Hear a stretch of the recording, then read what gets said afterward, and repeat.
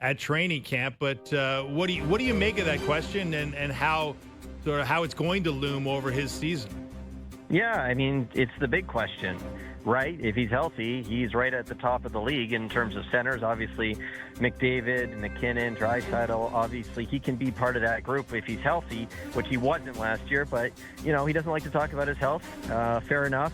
He was a one-word answer last night at the Hockey Night in Brampton. Just good. So, I mean, we'll see what he looks like at training camp. But that will be the big question for him, because if he's healthy, changes a lot of things for this Maple Leafs team. And with Marner leaving, they're really going to need him to be healthy and carry the load.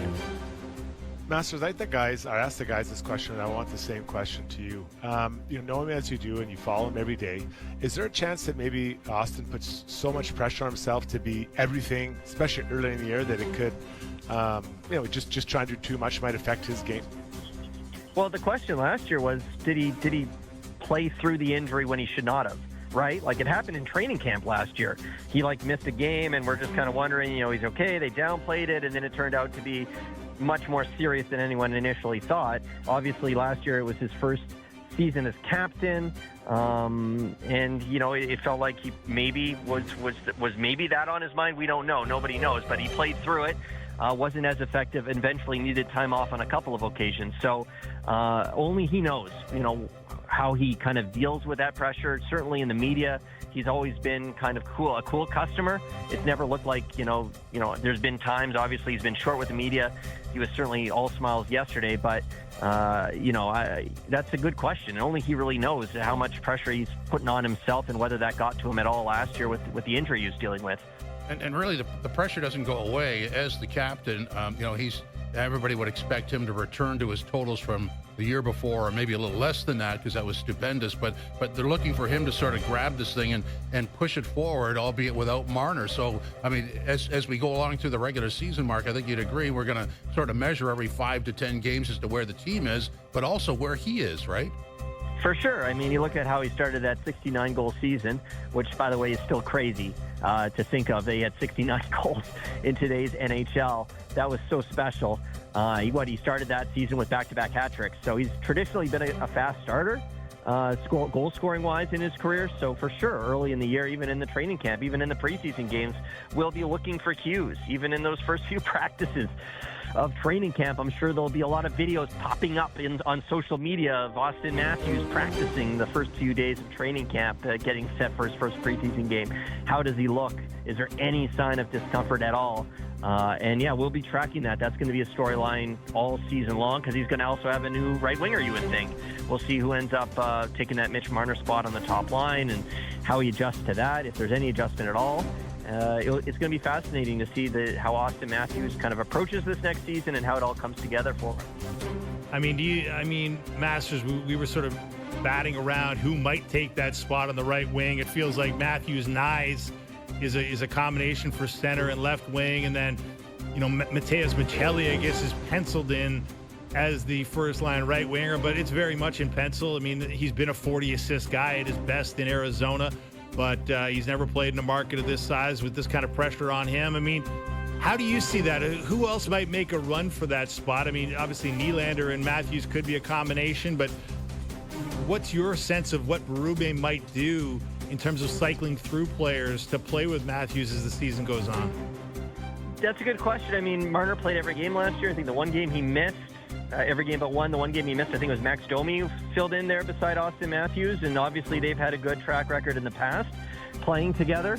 A couple years ago down the stretch, heading into that playoff series in Boston, against Boston, they really caught fire down the stretch. Domi did not have a great season last year, but I like the idea of engaging him right away and saying, hey, big opportunity, let's hit the ground running here. The question, of course, is the Matthews line is likely to get the tough matchups.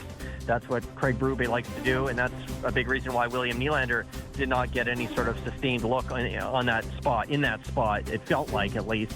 And so I like the idea of Max Domi there. It'll be a storyline that we'll be watching all training camp to see who's there. Michelli as a newcomer to the team. Do you want to put that pressure on him right away, trying to bounce back from a tough year, put him right beside Austin Matthews? I know Sheldon Keefe always liked that idea of the new guy coming in and making him feel important right away. I remember Kelly Yarncroke got signed, and he started training camp on the line with Austin Matthews, and they wanted him to feel like, okay, you're really a big part of this. So that's one way of approaching it. I'm not sure what Berube is going to do. I just know personally I like the idea of the Domi-Matthews connection. We know they've had success in the past, and I just want to get Domi up and running right away next season. What area of Matthew Knies' game do you think has the biggest opportunity for growth now that he may be asked to carry the puck or do more than when there was Marner on the opposite wing?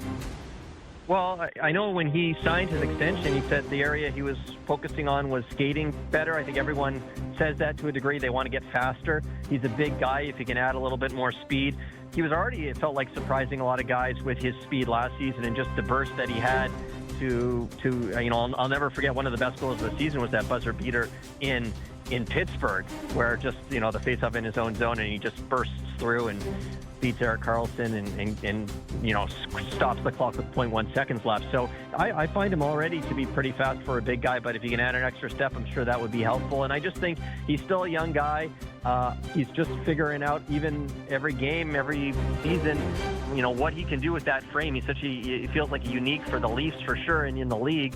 I know he kind of models himself a bit on Brady Tkachuk.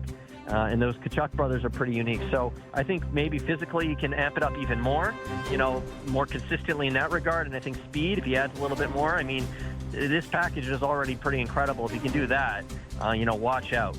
I mean, obviously, Mark, they've done a nice job filling in the lower ranks. The defense was good. The goaltending was good. And cap space is now somewhat limited. Do you see them adding anything else before camp opens? I don't think so. I mean, if anything, it looks like they maybe have to make a move out. If they were to move someone out, they could make a couple, one change, maybe two changes. I don't think anything huge is coming down the pipe. We'll see. But it's possible. They've brought in a lot of guys. I'm looking forward to training camp. I think there's going to be some good competition there, whether it's for the spot on the top line, down the lineup, who fits in where. How's Bobby McMahon going to come into camp? Remember, he started last year as a healthy scratch. He didn't have a very good training camp, so I'm sure he'll be motivated coming into a contract year to get off to a good start and maybe earn a spot in that top six. Because obviously he went on a huge drought down the stretch last year into the playoffs, and in his first Stanley Cup playoff experience, he did not perform particularly well. So lots of good storylines going into training camp this year. A lot of guys who should be really motivated. Easton Cowan is another guy we'll be watching. He was asked at development camp about Marner moving on. Marner's been a mentor to him, and he said, yeah, he moves on. It's tough, but opportunity there for a bunch of guys. So should be an interesting training camp. So, Masters, we'd be remiss without asking you a little bit of tennis stuff with the U.S. Open on the horizon. The big story, of course, Vicky Mboko. She won the big National Bank Open in Montreal. She is the rising star of the moment in the sport. And the good news is she's the top-seeded Canadian coming into the U.S. Open.